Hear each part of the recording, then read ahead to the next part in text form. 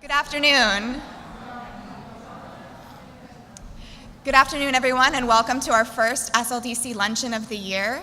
Thank you for being here. I see a great mix of new faces I've never seen before, as well as 2Ls and 3Ls, and we are so glad to have all of you here for our first luncheon with Judge Sansoni. Yes, thank you so much. Before we get started, I wanted you to see the faces of the committee that makes this possible. This is your Student Leadership Development Committee for the year 2018-2019. Look for these faces. We'll be in blue polos throughout the year. If you see us in blue, that means an event is coming up, and we'd be happy to talk to you about our event or how you can earn your leadership certificate. On the tables in front of you, you should see a flyer for our upcoming workshop. Look for that October 3rd in the Man Lounge. You can earn 2 points towards your certificate at this workshop. You'll also notice a smaller half flyer with information about other events this year. Please come out, get your points, earn your certificate. It's a great way to learn new skills, meet new people, and boost your resume as you're learning leadership skills. With that, thank you so much. Thank you to our committee, and if TJ will come introduce our speaker. Thank you.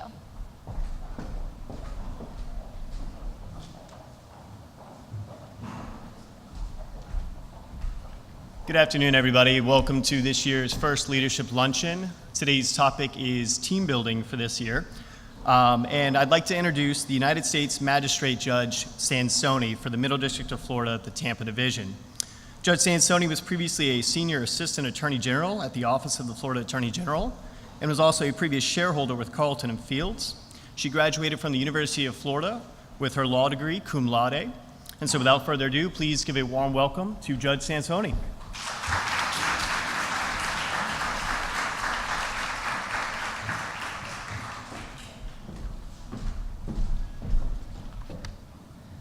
Good afternoon.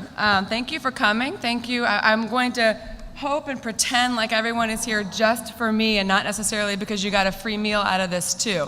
But if it's both reasons, that's okay also. First, let me ask you, can everyone hear me in the back pretty well? Just wave your hand if you can hear me. Okay. One thing I will add to that background bio, even though I never attended Stetson, my father went to Stetson for undergrad in DeLand, and then my grandfather went to Stetson for undergrad in DeLand also in the 30s, and I've never fact-checked this, but according to him, he played football for Stetson back when Stetson used to beat University of Florida, which you heard is my alma mater for law school. So someone out there can probably fact check that, but according to him, the Stetson football team back then in the 30s used to always beat University of Florida when they would play.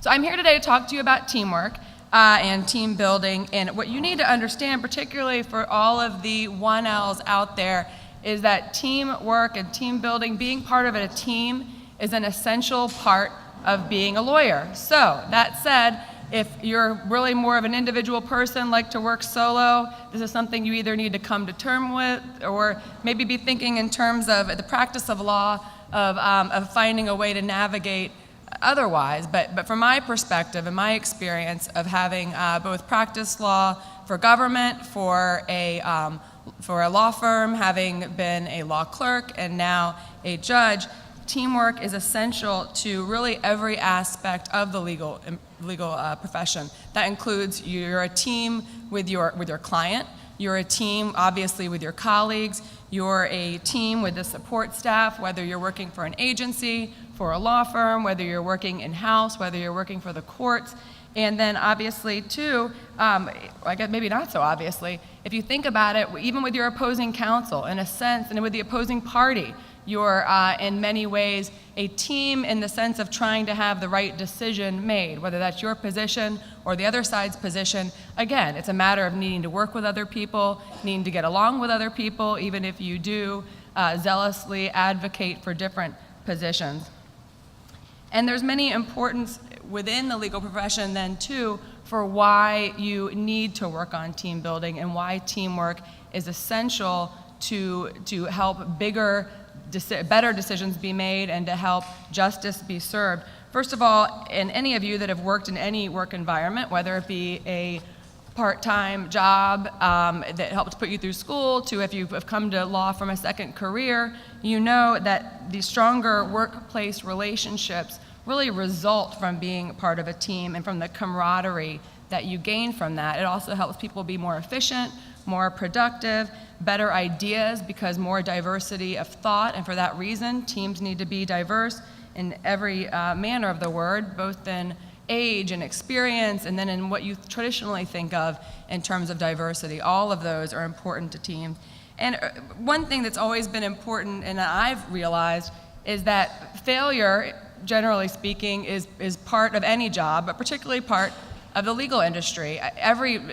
Very rarely does everybody walk away happy from a decision that a court has made. Typically, there's a winning side and there's a losing side. And if you're part of a team, you're able to learn from other people's failures or mistakes without necessarily making your own personal mistakes, and then also able to learn from the experiences and their successes as well. Also, the opportunity to learn tips from other people, and then the importance too, particularly in the legal profession, the days of people going to a firm or going to one government agency and staying there for 50 years are pretty much over. So to the extent that people are moving around within firms, moving to different firms, moving, as I did, from a law firm to a government setting, the importance of teamwork too, so that you don't have all of that information and all of that knowledge in one person's head, so that then when they do transition to perhaps a different legal career, that's all been shared. So I'm going to give some tips today. What I'm going to talk to you about first is how you can be a good team member, and then ultimately, because all of you one day will be leading teams, what you can do to lead a team well. I will give you some anecdotes as I go along based on my personal experiences. And then I'm also going to tell you, in my mind, and again, you may have your own ideas as well, but what you can be doing now to prepare yourself when you graduate, which will be before you know it, even for you that are 1Ls, so that you can position yourself to be a good team member and then also eventually be a good future team leader. In terms of being a good team member, it's important for you, and this, again, is something you really can be starting to do now as well if you haven't already done, but you need to know your weaknesses and you need to know your strengths, because it is the weaknesses that then hopefully other people on the team will have that as their strength, and then your strengths are your way that you can best contribute to a team. And I'll give you an example. My strength, particularly when I was in private practice and then in the government, is my organizational skills and seeing things, following through with things, having things be done, being able to determine what needs to be done, how it can happen, and who can do it. That was always my strength and something that really enabled me to help out and be a good member of a team. My weakness, and it continues to be my weakness, and I don't really view this as something that there's much I can do to fix, is I'm not a creative ideas person. I'm not one of those people that can brainstorm all these wonderful legal theories of how, if you're litigating a case or if you're defending a case, how you can develop the best legal theories, think outside the box, come up with different ideas. Can I research? Yes. Can I read case law? Yes. But in terms, some people are just ideas people. So early on in my career, particularly at my law firm that I was at for about 10 years, Carlton Fields, I made sure that I worked on teams where there was an ideas person. And there was a certain ideas person that I ended up working a lot with, and that person's strength really was the ideas, but not necessarily in implementing the ideas. So that other attorney and I really developed a good way of being sort of the core members of a team and then adding others to a team, litigation teams, to work. So that's an example of how I really determined what my strength was. I knew what my strength was. I owned up to it, but then also really knew what my weakness was and knew that no matter, there were no books, no training, no courses I could attend that would really teach me better to think outside the box. But you need to use those strengths. The important of why I say that I then took those strengths and identified with someone who was a real brainstormer and a real ideas person was that I was able to use my strengths to be indispensable to that person. That person had a good book of business, and so I was able to work with that person a lot and make myself indispensable to that person so that I always needed to be pulled in on the big litigation that the ideas person had. Another way to be a good team member, and obviously the converse of all of these is sort of the opposite of what I'm saying, is you really need to follow through with your commitments. There's nothing worse than being on a team, volunteering that you're going to do these 5 different things, and then when the team meets again or when the deadlines come up, you haven't done those things. You're better off not volunteering at all than to volunteer and not follow through. So you need to be able to follow through on your commitments. But that doesn't mean you should be shy about volunteering for things. You should always volunteer to do things, always volunteer to help out with tasks. And then importantly, you need to speak up and feel comfortable speaking up when you have suggestions, when you have ideas, when you have thoughts on how the group as a whole can be more productive and can be more efficient. And if you screw up on something, which is going to happen, again, I mean, first of all, most litigation, one side wins, one side loses on every single motion, and then also mistakes are going to happen. So if you do happen to make mistakes, you need to fess up immediately. You need to offer possible solutions of what could be done to fix it, and then also internally think about how you're not going to let that happen again. And we all make mistakes, so I don't think it's not the type of thing where you need to bury your head and then hide when you make a mistake. And I'll give you an example. I was part of a very large litigation team on a case, again, when I was at Carlton Fields for 10 years, and there was and I lost a lot of sleep over this at the time. Now it's kind of something I can look back on and think, well, gosh, I never made that mistake again. But we were exchanging drafts internally of a letter that was supposed to go to opposing counsel. And it was a large team, so everyone had their input. There was different things they did not want included in the letter, some things that different other attorneys wanted included in the letter. We synthesized this long letter that then went to opposing counsel, and after sending it, I realized I had sent the wrong draft. I sent the draft, the second to last draft that had all of this stuff that finally the main partner had said, well, we don't want to say any of this, take all of this out. Well, I had ended up sending the second to last draft instead of the final draft. I mean, I'd signed off on it and everything, it was out the door. And it had been mailed, emailed, I think every way. We probably sent it by pigeon. I mean, it had gone every way you could think of. So it wasn't one of those ones where you could immediately retract it and then just cross your fingers they wouldn't open their email. It was gone. And so I called the partner on the case, and this was, at the time, definitely one of the hardest calls I had made as an attorney. I was maybe, I would say I was probably a 5th year, maybe a 4th year attorney, so pretty new, and I was calling someone who had 30 years plus calling them, which is your first sign. I didn't have the guts to walk, up to the floor to tell them. So I called them to tell them that I'd made this mistake, and I was just so embarrassed about it and felt so terrible. And he said to me, first of all, he was impressed that I had immediately told him as opposed to just waiting to see if it ever was discovered. And then he also said, I'm going to make you feel better. I'm going to tell you about a mistake that I made however many years ago when I was a young associate. And he said, it's actually 10 times worse than your mistake, and I've lived to tell the tale, and I'm still around. But that they were doing a big document production, and there was a file, and this was back long before e-discovery, where all the documents were paper documents, and they had sort of their file of the hot docs, and it was the file of all the documents that were sort of the worst documents in the case for their side. And not only did he produce it, but he produced it with the label, rather than the company's label of where the document should have gone, which is how you would normally produce it, because you would normally produce the documents the way the company kept the documents, which means that all of these hot documents would have been dispersed among different files.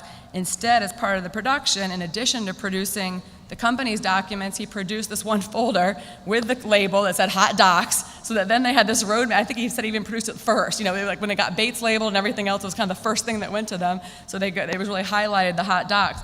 And he said that it was horrible. He felt terrible about it. But he similarly had gone immediately to the partner, confessed about it, and that then it was able to be remedied in a way that if he had just buried it. And so his point was, you did the right thing by telling me, look, mistakes happen. My mistake was 10 times worse than yours, and I'm still not only just an attorney at this firm, but a shareholder of this firm, and I run a practice group. So again, if you're part of a team, you make a mistake, I am living proof that you will not get fired over it, and you need to fess up immediately. And then also, and this is hard to do, you have to, and this goes for regardless of whether you're in a team or not, you have to always be willing to accept constructive criticism. And that's never going to change in your practice, whether you've been practicing for 3 years or 30 years. There's always something you can do differently, do better, and so you need to be able to accept constructive criticism. And then also, as a member of a team, you need to be prepared to give constructive criticism. And I will emphasize constructive on the criticism. You don't want to be demeaning to any person on your team. You don't want to make it seem that you're not trying to assist them. And so it's a lot of times it's the manner of how you do things. It's rather than saying, I think you did this wrong, I'm confused, I thought this was the answer, but now I see that we've got this answer. Ways to be able to one, ask the question and find out, first of all, if you're right, and then if you are right, say, okay, well, since this happened, maybe next time we should do this. But something, in a way to be constructive about it, as opposed to pointing fingers or making anyone feel that they are in any way lesser than you because you've brought this criticism to them. In terms of how to lead a team well, and many of you are probably leading teams right now. Either you know it, maybe you don't know it, but there definitely are things you can do to lead a team well. I mean, I'm saying this more from the perspective of someone who was on teams and was team members as opposed to team leaders. But as I went further in my career at the law firm, and then also when I was at the AG's office, I was a senior AG. So I also, at that point, got to test sort of my own advice. And again, I mean, I would consider even this advice to be stuff that's constantly evolving, and there are tips even now. My law clerk Diego's here, Diego Pastana, a Stetson alum, and he could probably give me tips right now on how I could be leading a better team. So take this next advice with the spirit in which it is given. This is based on my knowledge so far, but I'm still evolving in terms of being a team leader. First of all, I think it's important if you're going to lead a team, or if you want to lead a team, so you want to develop the skills to be able to lead a team, is for you to lose your ego. Nobody wants to work with someone who thinks that they are the smartest person in the room, and even if maybe they think it, no one wants to work with someone who acts like they're the smartest person in the room. And it's important that you lose the ego, you have some humility, and by saying that, I'm not saying be a doormat. I'm not saying let team members walk all over you, but you do need to be humble enough and have a minimal amount of ego so that you're able yourself to handle constructive criticism and able to really identify with and appreciate the members of your team and everything that they are contributing to the effort.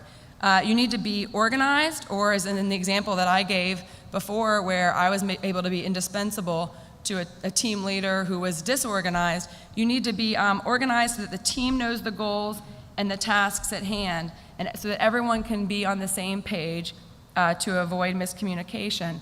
And it's interesting. This, to me, is particularly important, one, in terms of organizational. I mean, and I mean sending agendas out for team meetings, sending follow-ups where you're saying who all's doing what. But you have to also, it's important to keep in mind who your team members are. There's a book that I'm reading now called Culture Map, and it is all, it's about how different nationalities, different parts of the world, how certain really inherent characteristics of those places make it interesting for different cultures to be working with one another. And it's a book written for business people, not for United States magistrate judges, but the reason that I started reading it was because so often I have in a typically criminal cases where the defendants speak Spanish. We have a lot of cases in the Middle District that we call boat cases, but where boats filled with cocaine and different, sometimes marijuana, but typically cocaine, are arrested on the high seas and then brought to Tampa, Florida. So in addition to Spanish speakers that live in Florida and that are citizens, or illegal reentry cases that we have a lot of now in terms of immigration, we also have a lot of cases where the defendants are Ecuadorian, Colombian, Venezuelan, Nicaraguan, and so it was important to me to better understand these other cultures so that when I'm speaking, when I'm being interpreted for them, that it's making sense. So I started reading this book. And my point being that obviously the legal industry, like the business world, is getting more and more globalized. So some of you may end up on international teams eventually. And so when I say things like create an agenda, do follow-up emails afterwards where you're delegating and saying who does what. One important piece that's really stuck with me in this book is that some cultures really are bothered by the American way, what I was taught, and what you may have been taught too, almost like when you're writing an essay, that the intro paragraph, you tell them what you're going to tell them, the beginning you tell them, and then the conclusion you tell them what you told them. Other cultures view that as very demeaning, as if you had just said it once, we would have gotten it, you didn't need to say it to us 3 times. So I say that just to warn you that if you are in an international team, by sending out an agenda, by then having the meeting, and then by then doing the follow-up, you may very well be insulting people on your team, and so you just need to know that going into it. And be clear in your goals. But again, being organized is important because people need to know that they need to know that what they're doing makes sense to the whole picture, what they're doing is adding value to the whole picture, and that will make them then feel like they're a valuable member of the team. If you remember nothing else today, remember this: listen, listen, listen. I think being a team leader, being a team member, you need to listen and hear what the other members of your team are saying. If you're in the litigation context and you're fighting in a court case in the courtroom and you're debating a motion, you need to be listening to what the other side's saying so that you can then respond to that and be able to address that. So again, you always need to be listening to what others are saying. You need to respect your team members and recognize their skills. That means you need to delegate. The whole point of a team is that you don't have one person doing everything. And then once you do delegate, you can't micromanage what you're delegating. So obviously, you would want to delegate. You want to let that person then take the ball and run with it. Now, if mistakes are made and they do come back to you and tell you about the mistakes, the buck stops with the leader. So you have to take ownership of those mistakes and learn how to fix them for the team. But again, the importance is as a team leader, to delegate and then not to be looking over your team members' shoulders. And then you have to trust the members of your team. And a real good way to do this is by getting to know them, by having them prove themselves, by performing tasks and then earning your trust to do more and more important tasks. And it's interesting. I was reading an article in the sports section of the paper about the Bucks, and I'm a Bucks fan. I was a little disappointed on Monday night. Second half was great. First half, not so much. But one thing that was interesting to me is obviously they're winning. And so you think, okay, winning team, life has to be good. There must be all this great sort of teamwork and great, everyone's happy and enjoying the team. Maybe not so happy after Monday night, but at least, it's on the up and up. Well, the article that I read talked about how, yes, winning has been helpful, but that one thing they did in training camp this year that was unlike what they had ever done in training camp, and if you're not into sports, that's okay. You'll still be, this piece will still resonate with you, that when they were in training camp, they spent dedicated time having each of the players stand up in small groups of 6 to 8, and maybe they didn't stand up, maybe they were sitting, but basically talk about where they were from, growing up, their environment growing up, who they are, what made them tick, their likes, their dislikes. So everyone on the team, and the Bucks, they all got to know each other. They mixed up different groups, so everyone got to learn about the other players, became closer with the other players, could better identify with the other players. And so the players themselves and some of the coaches attribute that to why that it's not just Fitzmagic and the issue of who's going to be the quarterback, but that it's also the fact that everyone got to know each other a little better, and so they really have a vested interest now in playing both together and then for each other. And then also as a team leader, you need to encourage the members of your team so that they can learn the skills necessary to lead the next team. The idea is that you help create other teams that are then able to help everything work more efficiently and productively. In terms of when I had mentioned mistakes before, making a mistake is very different than the example I gave of someone agreeing to do something and then not following through. So to the extent that there's inaction by team members, then as a team leader, you need to feel comfortable really calling out that person for their inaction. Now, is that calling them out publicly? Maybe not. It really depends on how bad the inaction was. But definitely calling to tasks to someone who is not performing what they said they would do, because the last thing you want is for your whole team to start getting to where they're less motivated because someone on the team is getting pulled along even though they're not acting. But then again, but to the extent that it's errors, to the extent that it's just general sloppiness, I mean, unlike inaction, those are matters you can really address more specifically with that person rather than calling them out publicly. It becomes less constructive if you're making someone feel that you're personally attacking their performance in terms of how they're doing what they're doing versus if they're doing it at all. So what can you be doing now to hone these skills? And I already mentioned one. I mean, first of all, particularly for the 1Ls, you need to evaluate whether you even enjoy being part of a team. If you don't like the idea of being a part of a team, I mean, there are options for you of things you can do perhaps in the legal field. But again, in terms of litigation, in terms of things that involve clients, though they're fewer and far between. So you would need to go to, in fact, even brainstorming for this, I couldn't quite think of one. Maybe someone else can. If you can, feel free to come up and talk to me afterwards. But if you are a 1L and you really, the idea of having to interact with anybody makes you uncomfortable, the idea of being a member of a team makes you uncomfortable, that doesn't mean that a law degree is not for you, but perhaps you need to just give some further thought to what exactly you want to do with your law degree.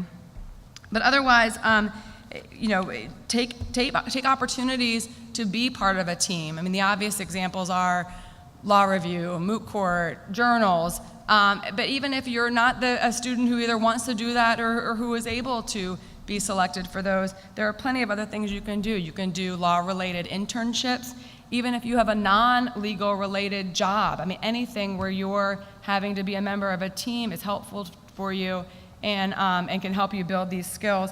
And it really gives you an opportunity to reflect on both your strengths and your weaknesses, because I think realizing both of those things are what's important in terms of knowing how you will function as a team member. And then also any volunteer opportunities, and really something that all of you are probably doing is even just being in a study group. I mean, that is truly such an opportunity to be a member of a team, is being in a study group, helping each other with outlines, helping each other grasp certain concepts. I mean, that is a true opportunity to be part of a team, playing a team sport, and even participating in class. I mean, even think of that. I mean, you are essentially a team. You're not going to be denigrating anybody for their answers. You're going to be trying to help people, trying to maybe discuss things after class if you didn't quite understand an idea that someone had, or if someone sounded like they really were on point and understood it and you want help from them. I mean, think of that even as being part of a team. The opportunities are endless. So these are all things. I mean, you may not feel like you're part of a team yet, but you will be. And all of these skills are important. I'm sure there are many other skills that I have not even mentioned. This was just one person sort of brainstorming on the topic and my experience for what I think made me both a good team member and a bad team member, and then also a good leader for the team and sometimes a bad member of the team. No one's perfect, and so by no means am I up here trying to say that any of this is sort of the perfect formula for anything, but these are all just the tips that I could think of in preparation for today. And I am happy to take any questions if people have them. Quiet group, are you sure? And they don't have to be about team building, they can be about anything. Go ahead.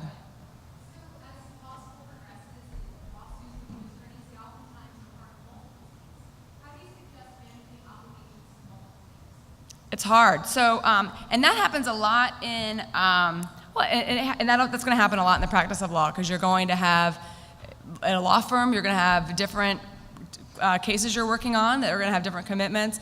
In the same thing in the agency setting, different deadlines, different commitments. And then if you're litigating in court, you obviously have different court deadlines. And if you're a transactional attorney, you're going to have different deadlines. So that's just not a law school problem. That's going to be a problem even outside the legal industry, anything. I mean, to me, the best thing to do is communicate. I found where I saw this as the biggest problem, and identify the issues early. So, for example, if you in court are filing a motion for extension of time because you have a lot of competing deadlines that are all falling in 1 week. If you're filing those motions for extension of time early, and you've identified the issue and you're spelling out the issue, so you're not only addressing it timely, but also effectively communicating it, then your motions will get granted and the issue will resolve, and you'll be able to stagger deadlines more. And so it's a matter of pre-planning and then communication. In the law firm setting, what I found as a younger associate is I would have competing deadlines from different shareholders. So saying to me, okay, I need this by Friday, and you find that out on Monday. Well, then on Tuesday and Wednesday, you're getting projects that people were saying, okay, I need this by Friday too. And so, someone gave me advice one time, which I took to heart and then implemented, is it's not my job. I mean, to some degree I can, but in terms of deciding, it was not my job to decide ultimately which project really required that Friday deadline, which one was a more urgent or more emergent project than the other. To the extent that I could triage and decide, by all means I should try, but that I should really bounce that off of then the partners and say to them, okay, and I would typically do it back then in sort of one email to all three partners, let's say, if it was three different shareholders, and say, okay, here's the projects I've been given, here are the deadlines I've been given, I'm doing my best to get all of these accomplished within this time frame. Please let me know if any of these can instead be handed in on Monday or Tuesday of next week as opposed to this Friday, and really just very transparently spell out what your issue is. I couldn't do that Thursday night if they were all due Friday. I mean, it'd have to be sort of as soon as I got the projects. And then clearly identify what the competing interests were and who it was that was asking for it. Sometimes it would come back as a reply to all, where one attorney would say, oh, mine's really not urgent at all, or mine is urgent, but it's just because the client wants it, so I'll tell the client we'll get it next week. And so then that would help triage it. Sometimes the shareholders would talk and then decide which one made the more sense, or maybe if there was another associate working on the case, the shareholder who had given me the assignment would say, it doesn't matter to me if you do it or associate B does it, so why don't you all just divide up the assignment. So that is one way to handle it. My only caution with that is that you don't wait to the last minute, as I already indicated, that you be very transparent and that you don't make a real habit of doing that over and over and over again.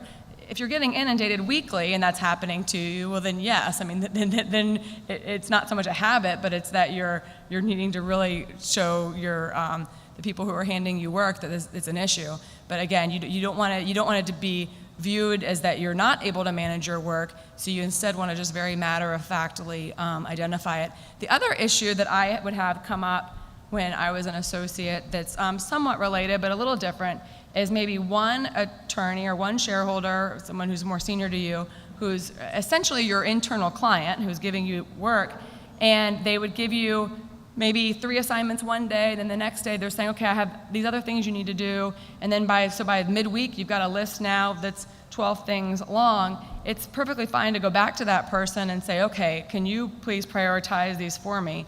To me it looks like this is what I should be working on first, but maybe one of these, because I would always defer to sort of the first in, first out. And I would tell attorneys I worked with that, I would say, okay, you gave me these projects in this order. This one looks like it's more time sensitive because the response is due Friday, but these other ones, I just want to make sure that I'm doing it in the right order. One, the person may not have realized they've given you so many assignments.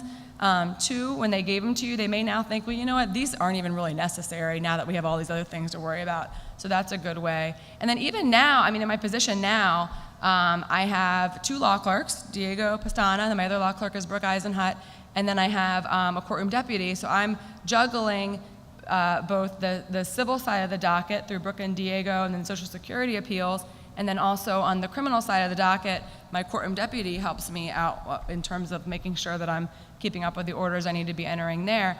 And so I'll often go to Diego and Brooke and say, okay, is there any particular priority order for how you want me to be addressing these draft orders or these motions that I need to look at? And often they'll if they have a specific request as to which one, either they may have already told me that in an email, or else they'll sort of triage them for me right then and say, okay, this needs to go out today. And internally in our chambers, I even have folders set up, so when I review, I know when I have something that's high priority I need to look at, lower priority, and then otherwise. So we've set it up in such a way. And that's when I was saying before about being a member of a team and being able to suggest ways to efficiently handle things. That was an efficiency that we built in, that okay, rather than me always having to ask what's high priority here, why don't we just have a high priority file that's then that day. So I know that when I look in that file, if anything's in that file, I need to turn to it that day, as opposed to the lower priority, which is basically something that needs to go out this week. Any other questions? Go ahead.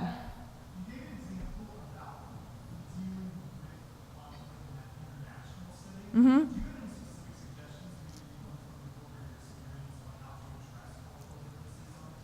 So I'm still midway through the book, and I have to tell you, it's not the easiest book to read, so it's kind of been lingering for a while. But the way the book is written and how I've understood it so far is really it's a matter of just being aware. It's not, culturally, we're so ingrained in how we do things that frankly, it never would have even dawned on me that it could be that someone else could take offense to the fact that maybe before a meeting I'm sending out an agenda, then we're covering at a meeting, and then I'm sending sort of the follow-up of who agreed to do what. To me, that's just being organized. So it was interesting to me to read that in the book and to see that there are other cultures, it's particularly, I guess, Eastern cultures, that find that offensive, that they find it that instead, and it's all generalities. I mean, I'm sure there are plenty of people who don't feel that way. The whole idea of this book is generalities.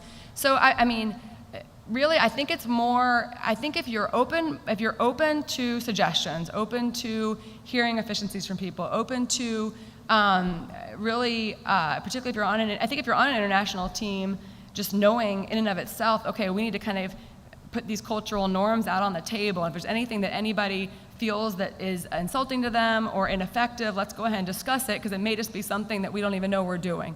I think that's perhaps a way to handle it.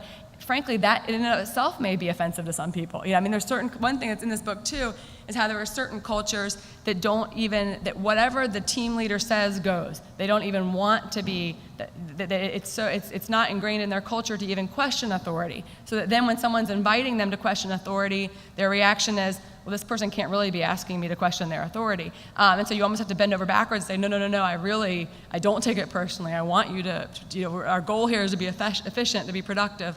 So, I mean, I guess read the book, even though I haven't made it through the whole thing. But I think, too, just knowing the issues are out there.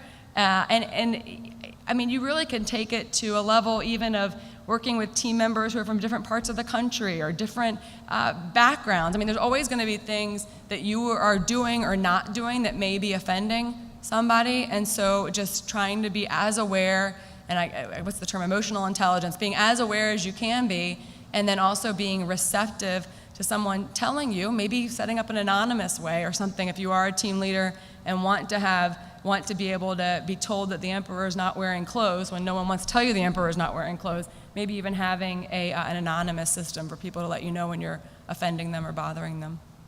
But in a constructive way, and I think that's what you could say as part of that discussion too, is I want to make sure we're being efficient, I want to make sure we're being productive, I need whatever tips that you all can give me, or criticisms, but if they're criticisms, they need to be constructive in the sense that they either offer a solution or identify, I've tried to think of a solution and I can't think of one, so let's talk about a solution collectively. Good question. I need to finish the book. If y'all invite me back next year, I will finish the book by next year. That'll be my promise.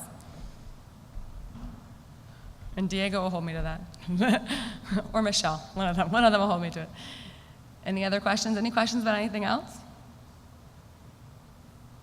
Go ahead, TJ. So, in situations where the leader of the team is kind of difficult or more of a maybe yell first, ask question later personality, how do you suggest going about handling those types of difficult scenarios? Oh, there's always screamers. You have to be careful with the screamers. Although I do think, and maybe I think that the younger generations have less of the screamers. Maybe I'm wrong. I could be wrong. I think if I were in a situation where, for example, I worked in a firm and there's someone who is a yeller or a screamer, first of all, I would do anything I could to avoid being on their team. That goes without saying. But if you're really stuck and maybe they have really interesting work that you really like, or great work, or a client you really like, or other team members that you really like, and there could be all kinds of reasons why you're still on that team. Often, in my experience, people who have those sort of, I guess I would call them explosive personalities, for lack of a better term, typically the law firm or the government agency have developed a way through HR or otherwise to have members of the team who sort of act as the go-between between that person and then who's the other team members. I mean, it's hard. Try to build up your shell as much as you can. Understand that it's not personal, and that chances are the person's just under a lot of stress, and people handle stress in a whole lot of different ways, many of which are maybe not constructive ways to handle stress. But do what you can then to relieve that stress so that there is less stress, and maybe be more vocal about the value that you're adding or the things that you're doing to try to relieve their stress. I don't know. If other people have other ideas too, I'm sure some of y'all have worked with some screamers. I try to do what I could to avoid them, frankly. I'm not like a real stressed person. I'm not really sure why, but I've never been the type. I've always been the type that can brush it off. Are there things that I have not been able to brush off? Of course, I'm human. But I have always been able to sort of compartmentalize, I guess, for lack of a better phrase, my sort of, if it's a case, if it's, something going on at work versus something going on at home. So I may be working even on that skill so that you can sort of just appreciate, okay, when I have to spend time working on this case with this partner, I'm gonna have to deal with stress. But then when I work on this other team, it's not stressful, it's a much better environment. So, okay, I'm going to bear this out as long as I can, keep doing it, but I'm gonna do my damnedest to try to get as much more work from this other team that I can so that I'm not having to keep going back to the screamer. And if it's bad, if it's to the point where it's harassment or to where it is really belligerent as opposed to just someone who is noisy and lacks control, whether you're in a government setting, a firm setting, an academic setting, there are always ombudsmen, to the extent that it becomes actionable, I guess I should say. There definitely are avenues to address that as well. But again, my experience has been that they exist, but they're sort of few and far between. And I would hope that that's something, particularly as different workplaces have developed and have been successful that are not that way. And I'm thinking of kind of the Googles of the world and the different ones where they've sort of epitomized and projected themselves as these great work environments. I would hope that less and less you're having the work environments that, if they're actionable, that's one thing. Do what you need to do to preserve your rights and to make sure the law firm or the agency is addressing them. But to the extent it's just a screamer, that's bad too. But if it's a screamer without being actionable, then I think the important part is just to do what you can to avoid them and to do what you can to minimize the stress if that is truly what it is that's motivating them to be that way. Any other questions? Well, thank you.